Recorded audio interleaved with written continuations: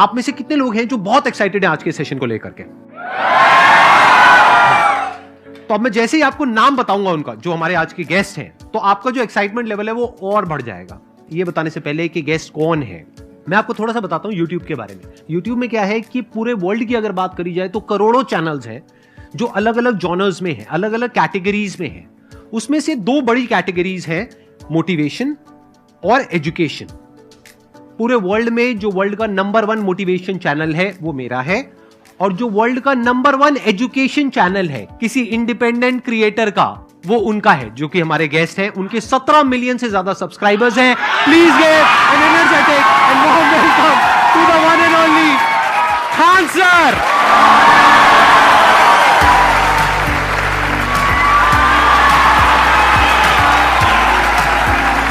क्या हाल चाल जी, कैसे हैं आप?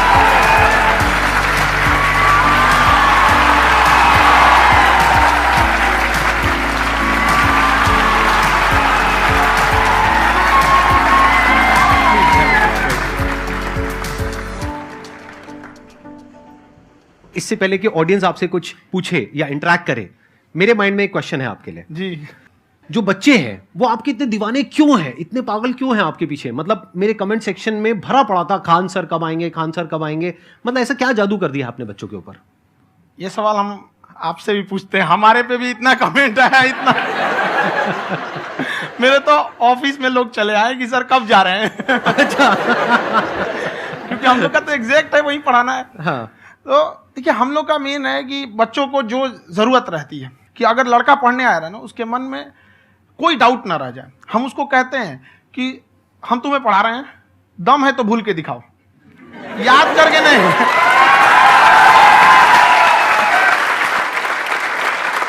प्लस आप जिस प्राइस पॉइंट पे पढ़ा रहे हैं, आई थिंक वो सबसे कम है, वो बहुत ही कम है। सर, ये जो फीस का कल्चर है, ये हमारा इंडियन कल्चर नहीं है। हमारा इंडियन कल्चर गुरु दक्षिणा है, उस हिसाब से वो सही है। ऑक्सीजन जैसे जिंदगी के लिए जरूरी है, वैसे एजुकेशन जरूरी है। कोई ये नहीं कह सकता है कि पैसे की वजह से वो खान सर के यहां से लौट गया। क्या बात है।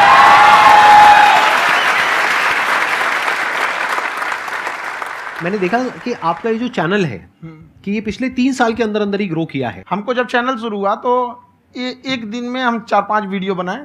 एक हमको कुछ आता, आज भी नहीं आता इतना, तो हम देख के कैमरा उमरा तो हम कंफ्यूज हो गए, बाप रे।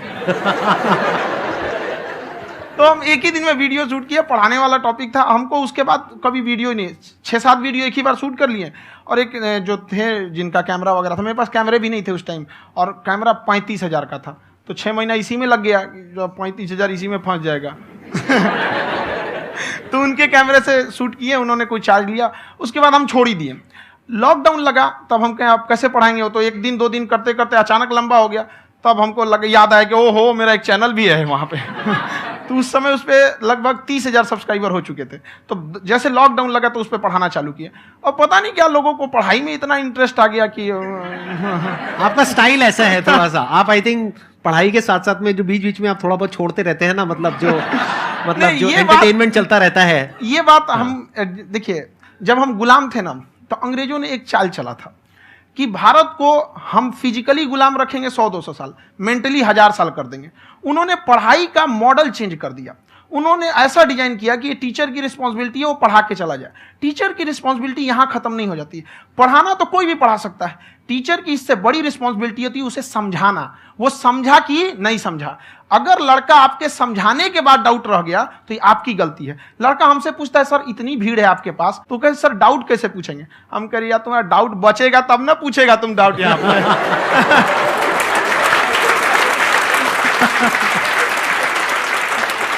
कॉन्फिडेंस नेक्स्ट लेवल है खान सर का, मानना पड़ेगा। और शायद यही वजह है इनकी जो ग्रोथ है उसका। किसी ने शायद सपने में भी नहीं सोचा होगा कि पिछले 2 साल के अंदर अंदर जो आपके चैनल की ग्रोथ हुई है, जैसे आप खुद ही बता रहे हैं कि लॉकडाउन के टाइम पे आपके 30,000 के करीब सब्सक्राइबर्स थे, आज की डेट में 17 मिलियन है। और मेरा एक क्वेश्चन और है, इससे पहले कि ऑडियंस में से आपसे कोई क्वेश्चन पूछे, कि कई बार आप ऐसे भी टॉपिक्स टच करते हैं जो थोड़े से कंट्रोवर्शियल हैं या थोड़े से सेंसिटिव हैं, जिसके ऊपर बात करने की हिम्मत आई थिंक बहुत ही कम लोगों में है। तो आपको कभी ये नहीं लगता है कि कहीं ज्यादा तो नहीं हो रहा है, इसको थोड़ा रोक देते हैं, थोड़ा कम कर देते हैं? क्योंकि कोई लाइन ही नहीं है वैसे तो बोलने को, तो आप कुछ भी बोल दो, कितना भी बोल दो। हुई है कंट्रोवर्सी बहुत बार। एक्चुअली बचपन से हमको फौज में जाना था, और फौज वालों के लिए ये सब मायने नहीं रखता। उसको करना है मतलब करना है, तुम सामने कुछ भी रहो, डजंट मैटर।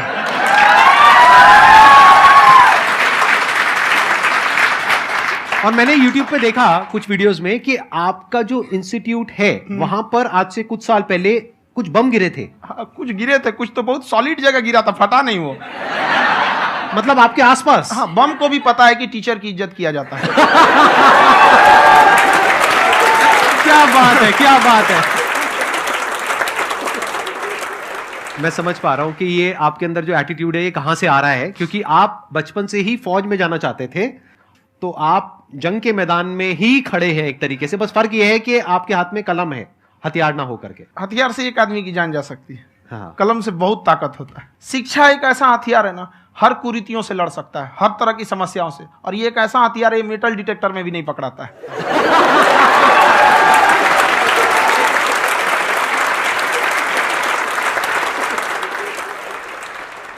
मेरा क्वेश्चन ये है कि अभी प्राइवेट ऑर्गेनाइजेशंस में पीटने का, पनिशमेंट का ये सिस्टम जो है खत्म हो गया है। हम आपके वीडियो में देखे हैं सर कि आप एक बड़ा सा रोल रखे रहते हैं, पुलिस वाला लाठी है वो, पुलिस वाला लाठी है, और स्टेज पे बुला के बच्चों को उसी से धुनाई शुरू कर देते हैं मस्त एकदम से, है ना। तो सर मतलब कि बच्चे मतलब कि डरते नहीं है आपसे, और इस तरीके से कैसे कनेक्टेड हैं आपसे, है ना। और एक और क्वेश्चन सर, यूपीएससी का जो आप अपना बैच स्टार्ट करने वाले हैं, ठीक है, उसके बारे में बताइए सर, क्योंकि मुझे मतलब कुछ इशू करना है सर, ठीक है। और संदीप सर को देख लिए, मेरा तो वैसे ही हो जाना है।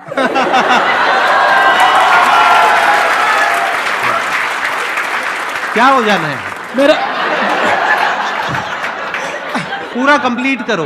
I'll be an IAS officer next year because I have seen you, sir. My day is like complete, sir. All the best. Thank you so much, sir. Thank you. पूरा बोला करो। Thank you. देखिए, लड़कों को जहां तक पीटने की बात है, जब पढ़ाने की बात आएगी तो उसको हम पूरे बेहतरीन ढंग से पढ़ाएंगे। लेकिन जब सजा देने की बात आएगी ना, तो वो भी बेहतरीन ढंग से होगा। ऐसा थोड़ी होगा कि बस एक ही चीज बेहतरीन ढंग से होगा। और डर का होना बहुत जरूरी है। ये डर भी अपने आप में एक मोटिवेशन है, क्योंकि जब आपके अंदर एक थोड़ा सा डर रहे ना, तो डर के भागिए मत। एक ऐसा डर जिसको आप लगे कि नहीं नहीं थोड़ा सा और करने की जरूरत है, फिर तो ये हम इसको क्रॉस कर जाएंगे यहाँ पर। तो लड़कों के अंदर ये डर बनाना भी जरूरी रहता है। और रही बात यूपीएससी वाले की, जो आपने बोला, बहुत सारे लड़के वेट कर रहे हैं यूपीएससी की, क्योंकि 2-2.5 लाख फीस सारे लोग एफोर्ड नहीं कर सकते। और हमारा वही रहता है, हम तो ज्यादातर हमारे स्टूडेंट देखेंगे तो किसी के रिक्शा वाला, सब्जी वाला, यही लोग, इनको तो 2.5 लाख रुपया इनके पास पूरी संपत्ति नहीं होती है, फीस कहाँ से भरेंगे वहां पे, उसके बाद रहेंगे कहाँ से। तो ऑल ओवर इंडिया से, कश्मीर से कन्याकुमारी तक, गरीब से गरीब भी लड़का उसको पढ़ सकता है। यही कुछ 1000 रुपये मंथली, 12-14 हजार साल का पड़ेगा, खत्म हो जाएगा, इतना नहीं।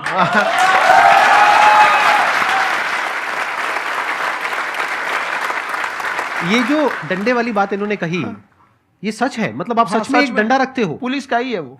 और मारते हो? हाँ, कि मतलब अगर कोई लड़की छेड़ता है या ऐसा कोई भी उल्टा पुल्टा काम पढ़ाई करता लिखाई है, कुछ भी गलती करेंगे तो पिटाएंगे वो यहाँ पे, कैमरे पे, ऑन कैमरा, जैसा भी रहे, कुछ भी पिटाना तो उनको फिक्स है।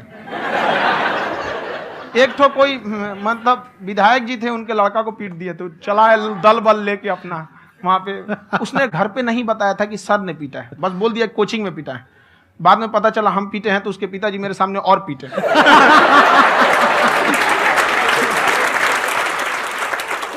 सर, आपका सबसे बड़ा डर क्या है, आप दोनों का? फौजी को डरे नहीं लगता है। बाकी अब सर से पूछिए। आज के सेशन से पहले कोई डर नहीं था, लेकिन अब मुझे इनकी डंडे वाली कहानियां सुन करके डर लग रहा है कि कहीं मैंने गलती से कुछ बोल दिया और इन्होंने कहीं पीछे कुछ रखा हुआ है, और यही आ करके अगर इन्होंने मेरी पिटाई कर दी तो बहुत बुरा हो जाएगा। तो इसलिए हमको थोड़ा डर लग रहा है।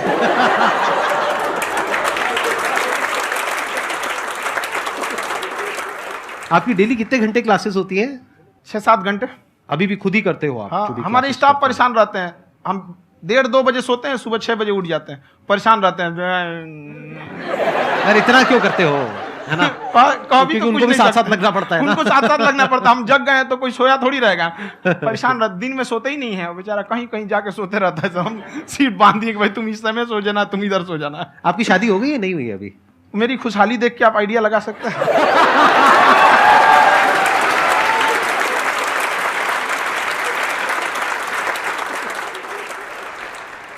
First of all I would like to say sir, thank you so much to you and to your team कि आपने मुझे यहाँ आने का मौका दिया। एंड सर, अब तक मैंने आपको सिर्फ फ़ोन या लैपटॉप में ही देखा है दोनों को, आज फर्स्ट टाइम लाइव देख रही हूँ तो बहुत अच्छा लग रहा है। तो मेरा क्वेश्चन ये है सर आपसे, जब हम लाइफ में कोई डिसीज़न लेते हैं कि हमें ये पर्टिकुलर चीज़ करनी है, और क्योंकि हम डिसीजन लेते हैं तो हमारी आदत है कि पहले हम 4 लोगों से पूछते हैं कि तू बता तेरी क्या राय है, तू बता तेरी क्या राय है। तो उनमें से अगर कोई हमें कह देता है कि ये बेकार डिसीजन है मत कर, तो हमारा माइंड कहीं ना कहीं डाइवर्ट होने लगता है और उसकी वजह से हम अपना डिसीजन चेंज कर देते हैं। तो मेरा क्वेश्चन ये है कि कैसे हम अपने डिसीजन पे स्टिक रहे, कैसे हम जो दूसरे के ओपिनियन है उनको अफेक्ट ना होने दें अपने ऊपर। दूसरे से सलाह लेने से पहले एक बार खुद उस पर रिसर्च कर लेना चाहिए, ताकि आप सामने वाला क्या सलाह दे रहा है आपको समझ में आना चाहिए। यहाँ पर ऐसा नहीं है कि कई बार ऐसे होते हैं कि दूसरे वाले को एक्सपीरियंस होता है, तो अगर आपको पहले से आइडिया है, उसके बारे में आप बेहतरीन ढंग से रिसर्च किए कि क्या इसमें प्लस पॉइंट है क्या निगेटिव है, उसके बाद आप किसी से सलाह लेने जाइए। ये नहीं कि मन में आया सीधा बता गड़बड़ा जाएगा। तो वहाँ पे पहले आपको R&D करना पड़ता है, समझ में आया कि नहीं। और जिंदगी हो या गाड़ी, जीतेगा वही जो टाइम पे गियर चेंज कर रहा है। तो डिसीजन चेंज करना बहुत ज़्यादा गलत नहीं है। इन्होंने बहुत अच्छी बात कही है और मैं इसी बात में थोड़ा सा और ऐड ऑन करूंगा कि ये जो आपने कहा ना कि अपने डिसीजन पे स्टिक कैसे रहें, ये कोई अच्छी क्वालिटी नहीं है, क्योंकि टाइम टू टाइम आपको अपने डिसीजंस को चेंज करना होता है। जैसे आपने 4 लोगों से डिस्कस किया, कोई इंसान कुछ पॉजिटिव बोल रहा है, कोई नेगेटिव बोल रहा है, उससे फर्क नहीं पड़ना चाहिए। डिपेंड ये करता है कि वो जो बोल रहा है उसका बेसिस क्या है। क्या वो किसी नॉलेज या एक्सपीरियंस के बेस पे बोल रहा है या ऐसे ही कुछ भी बोल रहा है? ऐसे ही बोल रहा है तो फिर उसकी बात पे ध्यान क्यों दे रहे हो? अगर किसी नॉलेज या एक्सपीरियंस के बेस पे बोल रहा है, फिर चाहे वो पॉजिटिव बोल रहा है चाहे नेगेटिव बोल रहा है, दोनों ही मायने रखता है। उसके बाद में रिसर्च करनी है और फिर रिसर्च करने के बाद में फाइनल डिसीजन अपना खुद का होना चाहिए। अब वो डिसीजन उससे अलग भी हो सकता है जो आपने पहले लिया था, और वो सेम भी हो सकता है। सर मेरा क्वेश्चन दोनों से है आपसे, how to deal procrastination and laziness. हमारा ब्रेन है ना, ये बहुत आलसी टाइप का, इसको आराम खोजना पसंद है। अब थोड़ा सा भी अब इसको आराम की ओर लेके चलेगा ना तो फिर उधर ही रहेगा। आप सोचेंगे 10 मिनट आराम कर लेते हैं ना, तो 10 मिनट 2 घंटा बना देगा। उसको टॉर्चर कीजिए, चल 10 मिनट बाद में। उसको आप उस पर हावी मत, वो कह रहा है कि हमको आराम चाहिए, आपको हाँ आराम मिलेगा, पहले काम फिर मिलेगा आराम। तो आप उसके हिसाब से मत चल। आपका मन कर रहा है थोड़ा सा देख लेते हैं, कोई नोटिफिकेशन आया, आप कोई काम कर रहे हैं, क्यों पहले काम कर लीजिए, बाद में देखिएगा ना नोटिफिकेशन।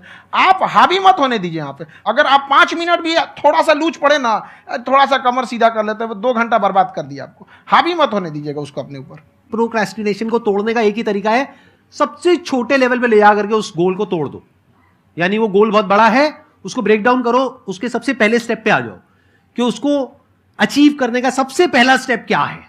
जैसे गाड़ी चलाना सीखना है, उसका सबसे पहला स्टेप क्या है। अगर घर में कोई नहीं है सिखाने वाला या सिखाने वाली, तो बाहर जा करके जो गाड़ी का ड्राइविंग स्कूल है उधर जा करके पैसे दे दो। अब फंस गए ना तो फंसा दो अपने आप को। दिमाग ये लगाओ कि अपने आप को कैसे फंसाया जाए। जब हम फंस जाते हैं ना तो फिर हमको वो काम करना ही पड़ता है।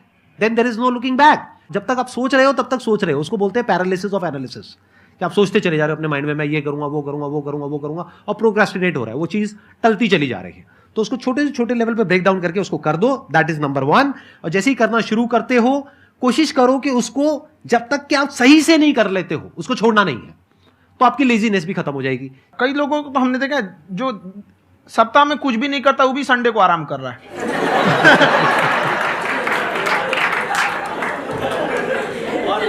वैसे कहा भी जाता है कि अगर कोई काम आपको करवाना है ना तो ऐसे किसी इंसान को दो जो बिजी है। हाँ। ऐसे आदमी को मत दो जो खाली है। ये परफेक्ट एग्जाम। किसी को भी आप देखिएगा जिसको आप कहते हैं कि मतलब थोड़ा ठीक ठाक आप समझते हैं कि नहीं ये बहुत आगे निकल, वो एक काम को खत्म करने के बाद कभी आराम नहीं करेगा। एक काम खत्म हुआ उसको लगेगा हाँ एक खत्म हो गया, अब दूसरा करना चाहिए। और वही जिसको देखिएगा एक खत्म हो गया और आराम करना चाहिए, कभी नहीं, लाइफ में आखिरी सांस तक। सर यहाँ पे सब हिंदी में पूछते हैं, इंग्लिश में पूछते हैं, मैं भोजपुरी में पूछूं? जौन भाषा ठीक लगे तोने में पूछ दो। हाँ सर। सर ये पूछे के चाहते नहीं कि जैसे हमने क्या पढ़ाई करी नहीं सर, तो कभी कभी डेली टारगेट्स जो होला वो कंप्लीट ना होला। अगर टारगेट्स कंप्लीट भी होला तो फिर ऐसा इरिटेशन या फिर वो एंजाइटी या फिर कि और करना है या फिर अभी नहीं हुआ, वो चीज़ हमेशा रहेला। तो वो कम कैसे करल जाए? देखिए टारगेट्स को ना हम लोग को एक अपने हिसाब से पहले फिट करना चाहिए। ऐसा नहीं कि दूसरे किसी इंसान को देख के हम टारगेट फिट कर ले। कोई लड़का 8 घंटा पढ़ रहा है, कोई पहली बार अभी पढ़ना ही चालू किया, उसको देख के 8 घंटा पढ़ेगा तो पढ़ाई छोड़ देगा। तो आप अपनी क्षमता के हिसाब से देखिए कि आप कितना पढ़ सकते हैं। अगर आपने एक घंटे को बना लिया कि हम 1 घंटा पढ़ सकते हैं, अगले 1 हफ्ते तक उसको सस्टेन रखिए। जिम में कैसे करते हैं लोग, पहले दिन उठा लीजिएगा 1 कुंटल तो हार्ट अटैक हो जाएगा। तो वो धीरे धीरे टारगेट सेट कीजिए और अपनी क्षमता को भी देखिए। हर इंसान की क्षमता अलग है। कंगारू को देख के हाथी छलांग मारेगा, पैर तोड़ के बैठ जाएगा।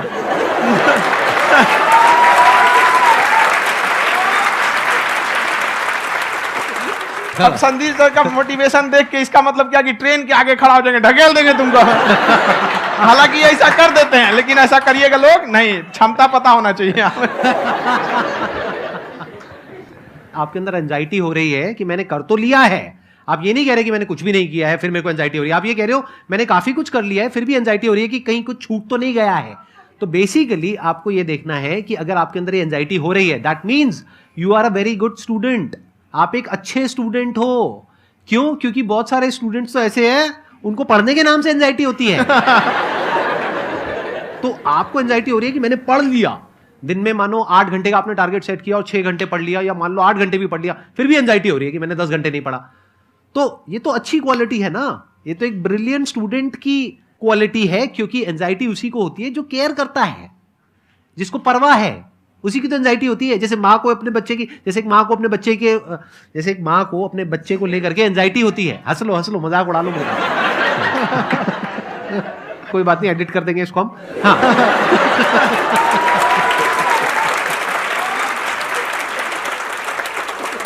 जैसे एक माँ है, उसको अपने बच्चे को लेकर के एंजाइटी होती है, थोड़ी सी भी तबीयत खराब हो जाए उसको एंजाइटी होती है, चाहे बच्चा ठीक भी है, डॉक्टर को नहीं होती है। क्यों? क्योंकि माँ को उस बच्चे से प्यार है। तो दैट मीन्स कि आप अपनी पढ़ाई को लेकर के सीरियस हो, इस वजह से आपके अंदर एंजाइटी हो रही है, विच इज नॉर्मल। जहां पर प्यार मोहब्बत होती है वहां पर थोड़ी बहुत एंजाइटी तो होती ही है ना। समझ रहे हो ना मैं क्या कहना चाह रहा हूं? आप लोग समझ रहे हो ना मैं कहां जा रहा हूं? जब वो किसी और से बात करती है तो एंजाइटी होती है ना।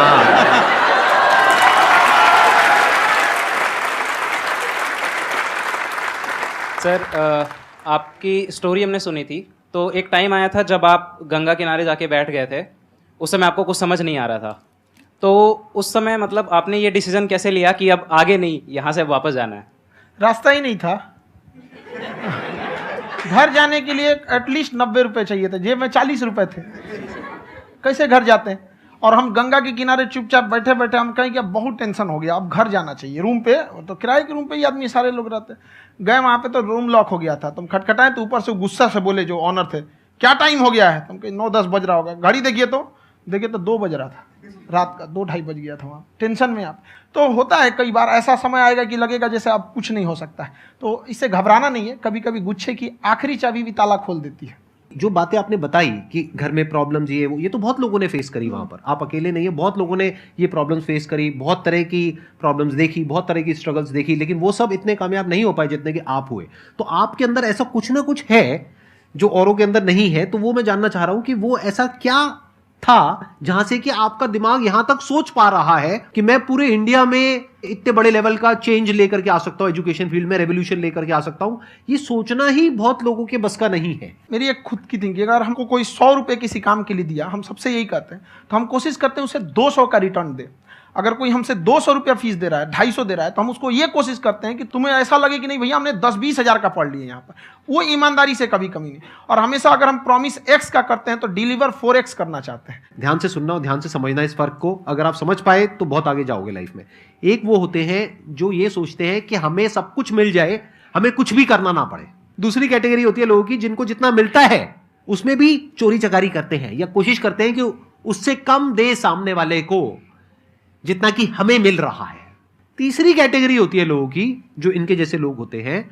वो क्या करते हैं? वो ये सोचते हैं कि अगर मैंने किसी से 1 रुपए भी लिया, देखा जाए तो 200-250 रुपए कुछ भी नहीं होता है, 200-250 रुपए अगर मैंने लिया तो कैसे उसको 400 रुपए की वैल्यू दूं। ये जो थिंकिंग है ना, यही एक फर्क होता है एक ऐसे इंसान में जो बहुत आगे निकल जाता है और उस इंसान में जो मीडियोकर रह जाता है। आप अपने आप को अपने आप के ऊपर समय दीजिए, उसको डेवलप कीजिए। जब आप अपने आप के ऊपर खर्च करते हैं तो आने वाले समय में लोग गूगल पे आपको सर्च करते हैं। क्या बात है सर, ये आपने अभी बनाया है या ये कोई पुराना आपका वो है? बनते रहता है इसे, फ्लो में बन जाता है। आपके अंदर ना सर एक कवि छुपा हुआ है कहीं ना कहीं जो बाहर आना चाहता है। कभी ना कभी आपने सोचा होगा कुछ हाँ, कभी कभी देखिए एक चीज है, संगत का बहुत अच्छा असर पड़ता है। ये चीज को हमेशा, संगति का मतलब लोग हल्के में ले लेते हैं। संगति का मतलब होता है संग संग गति। तो अच्छे लोग के साथ रहेंगे तो संग संग अच्छी गति होती जाएगी, खराब में रहेंगे तो ये भी होता है। बट अपने आप को थोड़ा सोचना चाहिए कि हम केवल जी के मर जाएं इसके लिए नहीं आए हैं। लोग कहते हैं कि सर नाम क्यों नहीं बताते अपना। हमारी एक ही सोच है कि जाने के बाद इस दुनिया से हमको मतलब एक चीज देना चाहते हैं स्टूडेंट्स को, कि वो याद करें कि इस पैसे की भाग दौड़ की दुनिया में हर कोई दोनों हाथ से लूटने में लगा है, खाली हाथ जाने के लिए ये सबको लगा है। तो हर कोई को ये सोचना चाहिए कि था कोई इंसान जो इतने कम फीस में इतनी शिक्षा जो महंगी थी, जो कमाने का रास्ता था, उसको भी एकदम कंपटीशन इतना कर दिया कि अब लोगों को अपनी फीस बढ़ाने में डर लगता है कि अरे यार, लड़का कमेंट करता है कि खान सर इतना ले रहे हैं, आप बहुत बड़ा टीचर हो गए।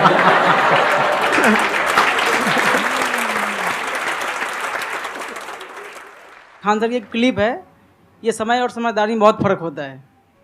अगर समय रहते समझदारी आ गई तो इंसान कामयाब हो गया, लेकिन अगर समय चला गया फिर समझदारी आई फिर तो बेकार है। तो सर मतलब कुछ आपको ऐसी चीज़ लाना चाहिए जो मतलब बच्चों जो तैयार हो रहे हैं उनको ये चीज़ें मतलब एंड टाइम पे दिखे। समझ रहे आप मेरी बात? नहीं समझ?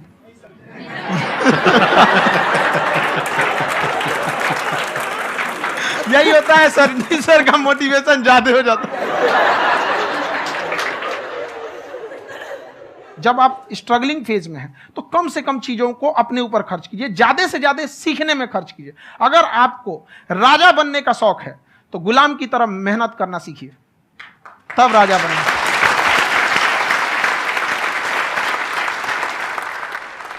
ये दुख, ये दर्द, ये सब तेरे अंदर है। तू अपने बनाए इस पिंजड़े से बाहर निकल के देख, तू अपने आप में एक सिकंदर है।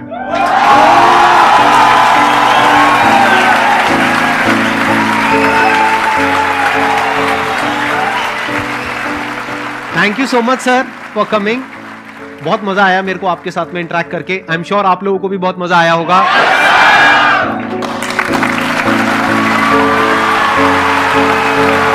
Thank you so much ji, thank you.